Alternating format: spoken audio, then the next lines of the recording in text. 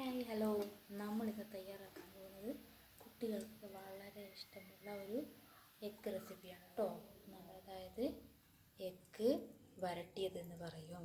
ഇതിന് വേണ്ട ചേരുവകൾ ആദ്യം തന്നെ പാൻ ചൂടാക്കി അതിലേക്ക് ഒരു 3 മുട്ടയാണ് ഞാൻ എടുക്കുന്നത്. അതുകൊണ്ട് ഒരു 1.5 സവാള നന്നായിട്ട് ചെറുതായി കട്ട് ചെയ്യുക. നന്നായിട്ട് വഴറ്റാൻ വെക്കുക. ആവശ്യത്തിന് ഉപ്പ് ചേർക്കുക. എന്നിട്ടിത് ഒരു ബ്രൗൺ കളർ ആവുന്നത് വരെ നന്നായിട്ട് വഴറ്റുക.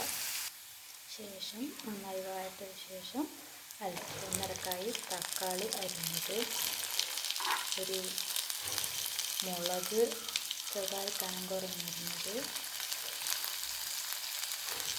ഇവ ചേർത്ത് വീണ്ടും ഇതിൻ്റെയൊക്കെ മൂപ്പ് പോകുന്നത് വരെ വീണ്ടും വഴറ്റുക. ഇനി ഇതിലോട്ട് നമ്മൾ ചേർക്കാൻ പോകുന്നത് മസാലകളാണ്. ആദ്യം തന്നെ ഒരു ചെറിയ സ്പൂൺ മല്ലിപ്പൊടി, അല്പം ഗരം മസാല, അല്പം മഞ്ഞൾപ്പൊടി,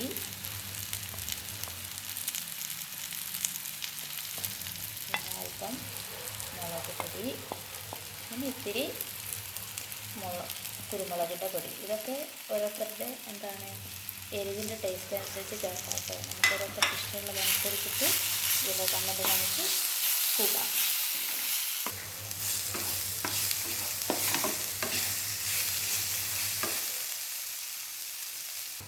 മസാലകൾ ഒന്ന് വറുത്തെടുത്ത ശേഷം നമ്മൾ എന്ത് ചെയ്യുക, ഇതിലോട്ട് ആവശ്യത്തിന് അല്പം വെള്ളം ചേർക്കണം.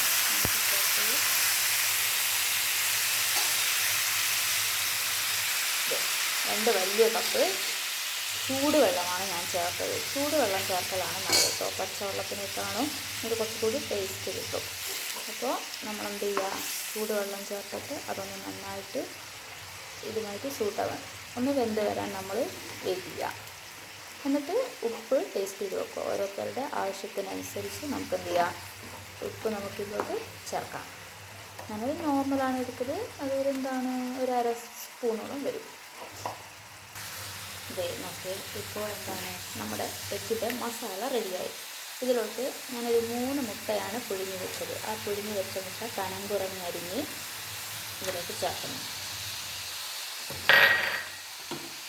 എന്നിട്ട് നന്നായിട്ട് മിക്സ് ചെയ്യാം. ഇനി ഇതിലോട്ടേക്ക് അല്പം കറിവേപ്പിലയും ആഡ് ചെയ്യാം.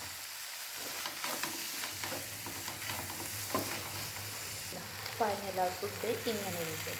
സൂപ്പറാണ്. നമ്മുടെ ബ്രേക്ക്ഫാസ്റ്റിനൊക്കെ പറ്റിയ ഒരു ഐറ്റമാണ്. കുഞ്ഞു കുട്ടികൾക്കൊക്കെ നന്നായിട്ട് ഇഷ്ടപ്പെടും.